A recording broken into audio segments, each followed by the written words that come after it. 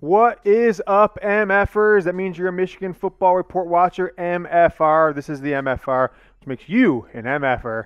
Love the pun, but welcome into the show today. We are going to take a little bit of a different approach. There's quite a few stories out there that aren't painting Michigan in a very positive light. So I am going to break down and talk of what I think some of the reasons Michigan has a culture problem, both inside the program, and we'll talk about some stats, maybe support that, but maybe more importantly, outside the program as fans, and what maybe Michigan's doing to not make it as fun to be a fan of Michigan football as it used to. Before we jump into that, I want to make sure remind you guys, as always, I'm going to keep doing it. So, just comment below. If you've already subscribed, just say, James, I've already subscribed. Relax the subscribe reads. But if you haven't, it's youtube.com/Michigan TV. The Michigan Football Report, the number one watched Michigan football YouTube channel of the 2020 season. We're trying to keep that acknowledgement going on into 2021. So make sure you subscribe. You'll get notifications hopefully for every single video we do. We're trying to do 3 to 5 per week here in the offseason. So go ahead, hit that sub button. News, rumors, and no sugarcoating.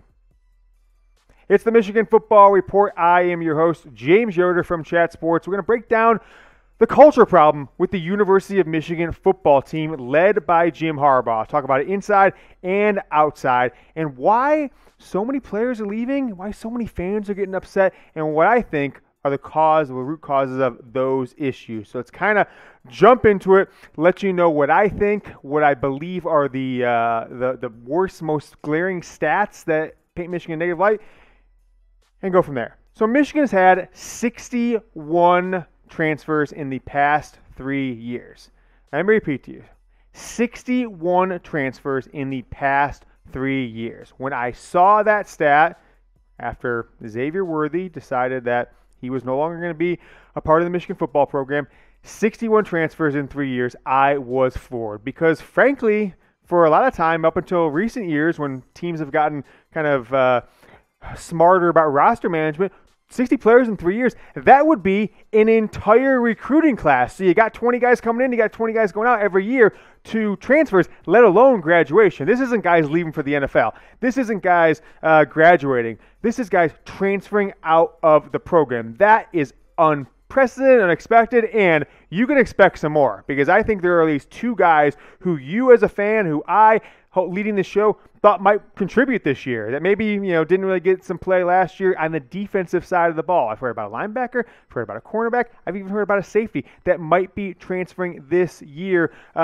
before the end of this spring semester for Michigan, which is coming up here in the next week or so. They're going to head out into to the month of May and look for a new program. So 61 transfers, expect more, but here's maybe the most glaring issue.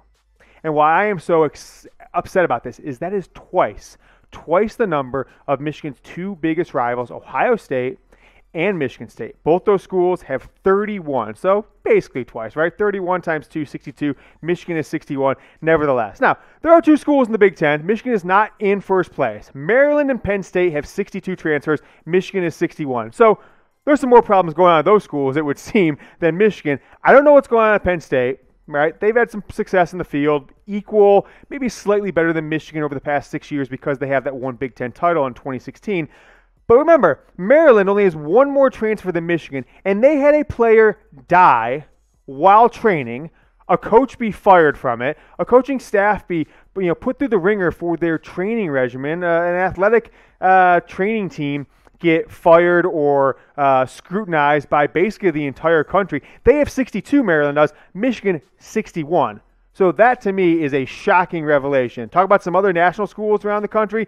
Clemson, 20 transfers in the past 3 years. LSU, 50. So that's a lot less than Michigan, right? Georgia, only 36. Oklahoma, 50. Oregon, 33. And USC, 31. One glaring note, which I'm going to have to fact check this. I read in this article that Alabama actually is leading the Power 5 with 81 transfers. I don't believe that in my mind because of how many guys they have go pro. I just feel like that's got to be a typo, but that's what I read. I'll fact check that later, but I wanted to get you guys a video today. So twice as many transfers as Ohio State and Michigan State, and that is not the end of it. Really interesting, peculiar thing happened this morning. A 2020 recruit named Victory Vaka, I had never heard of him. He's a 3-star from California. Southern California. He he was doing an Instagram question and answer session. And basically someone says, well, what about Michigan? Are you interested in Michigan? They'd also asked him a question about Michigan's new recruiting coordinator, who he said that he knows. But he said basically, hell no. No, I'm going to kind of read the quote for you right here. I screenshot it on my iPhone so I can tell you guys. You can say Michigan anymore. The way they handle California recruits, hell no. My boys Giles Jackson, Zach Carpenter, and Xavier Worthy dipped out because they ain't effing with it. Fucking with it. FW with it, as the kids say. That was surprising to see. We're going to talk about this story here more in a second. So let's go back to that one, Jeremy, after we tell you guys this. Like, a lot of negativity around Michigan football. 2-4 season. Expectations of a 500 season at best by some people. Coming up next year. But I still love Michigan football. Even through the Rich Rod years, even through some of the Brady Hoke stuff, even to losing to Ohio State, still love Michigan football. If you're with me there, you're going to recruit, you're going to always root for the team, even though they might not be winning to the level you hoped. Go ahead and type Go Blue in the comments below. Make sure you guys always know your heart, even though it kind of sucks to be a Michigan fan right now. They're still going to be there in 20 years, even though Jim Harbaugh probably won't, even though many of these players won't even make it through this next year. You're still going to be there as a fan. So type Go Blue in the comment if you still love Michigan football, despite losing 16 out of the last 18 years to Michigan. I'm typing Go Blue in the comments. So more on this 2021 recruit. So let's give Michigan some credit here. I guess a little bit of a defense. This Victory Vaka has decommitted twice since November. He was committed to Texas A&M, decommitted in November. Then he was committed to Colorado, I believe, in January, decommitted from them a month later. And now it's towards the end of April. He graduated back in December and was supposed to be an early enrollee, but he's not. He's not in school.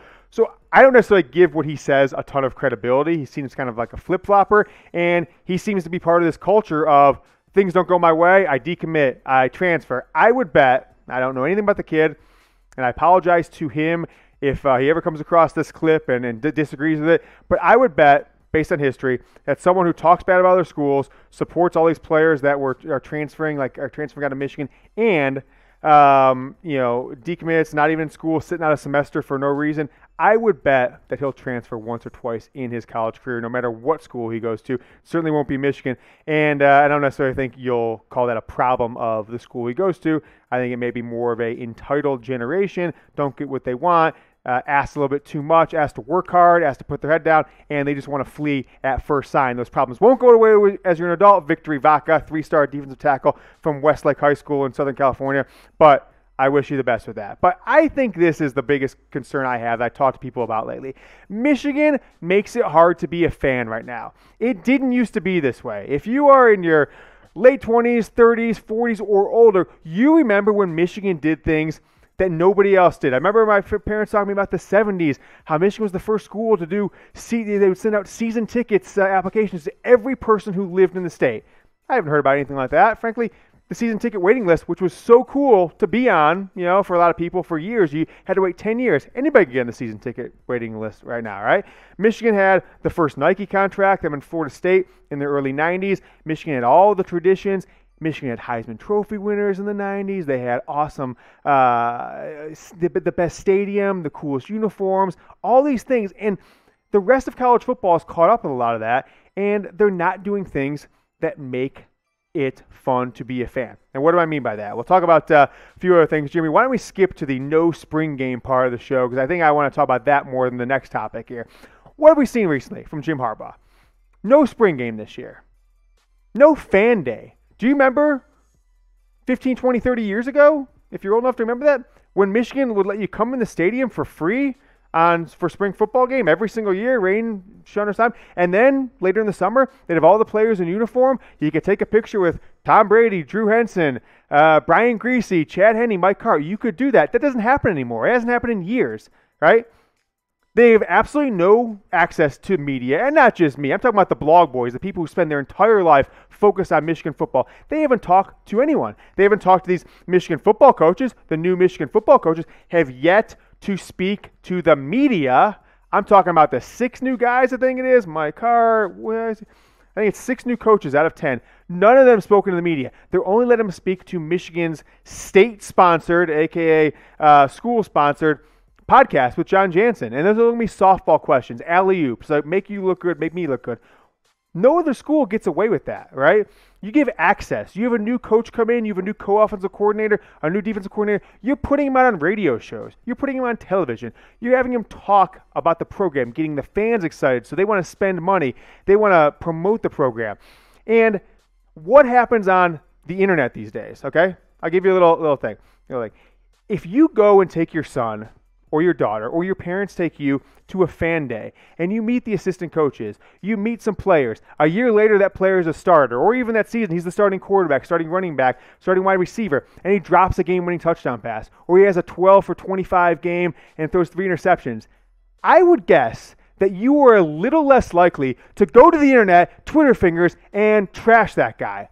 Michigan's fans have no connections to the players anymore. They have no connections to the coaches because they're not given any access. The players have become a number and a helmet. Half of them are leaving before their 4 or 5 years is up, and that is giving fans no association with this program. I think it needs to change. I think Michigan needs to open up. Jim Harbaugh needs to stop hiding. He needs to embrace that this is going to be a bad season, I think, unless he thinks he's going to get fired if he talks about it. I don't know why, but let people know the fans. Let people know the players. There's only negativity out there from opponents, been going on for a couple years, and now it's the Michigan fan base. I do it myself, and I don't want to do it. I wish we had connections to these fans. I wish we had a connection to these players. And it continues out because I read something a couple days ago. Jim Harbaugh blew off his radio appearances, didn't do any in 2020, but he's contractually obligated to one of the restaurants, one of the bars and restaurants in Ann Arbor, to come on Thursday nights during game week and do radio shows. And a competitor of ours, so I'll give them credit, not by name, but hey, you compete with us, you had this story, that he went to the first 3 or 4, but after they lost the first couple games, after they lost the game against Wisconsin, he just skipped like the last 7. He would call in, they'd be waiting, they'd have a bar and restaurant full of Michigan fans waiting to come and see Jim Harbaugh, the great Jim Harbaugh, at least he used to be, speak to them in front of a bar with the local the host, have dinner, get a picture if they could, and he would just call in 5 minutes in advance. That's not how you get fans on your side, Jim Harbaugh. That's not how you connect with people, right? You show up, you kiss babies, you shake hands. If people want to say, hey, Jim, you should do this better, you nod and you say, we're going to do our best. We're going to try everything we can. We love Michigan for the program. But skipping them, leaving people high and dry, leaving this bar that pays a ton of money to have access to you, leaving them high and dry and just calling in 5 minutes before, it's irresponsible. It's not up to the I think the standards that the Michigan football program should have. And frankly, I think Jim Harbaugh, the Michigan football program, Ward Manuel, and all the players should be ashamed of themselves if this is the way they're going to operate. Hiding, not connecting with people, and just frankly making people sad about what they get from the Michigan football program.